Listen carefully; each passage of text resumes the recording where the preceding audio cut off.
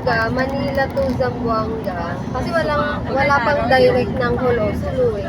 45 minutes lang, Manila to Zamboanga.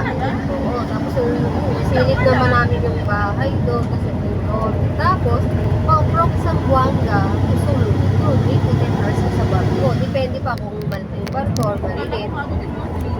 Hindi naman. Ilang araw?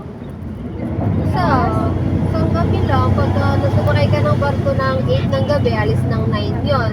Mga 5, 6, nandun na kami sa ano ng asawa ko.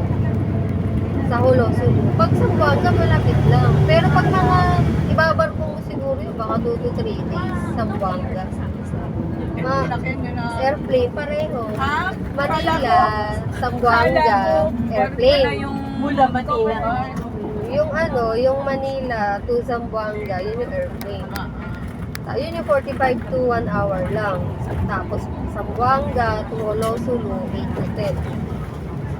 Nag-park and fly lang kami, iniwan namin dati yung sasakyan eh. Magkano mapag-budget? Parang 400 a day. Dati yun na, 2022 ba yun? Umuwi kami. Eh baka siyempre pumunta. Parang 4,000, parang nasa 4 eh.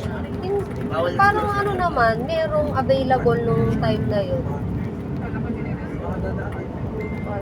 Tapos, natagalan pa kasi may mga dalang balan si Ako. Yung pag ko kasi dalang suspect pa, tinawag pa ako.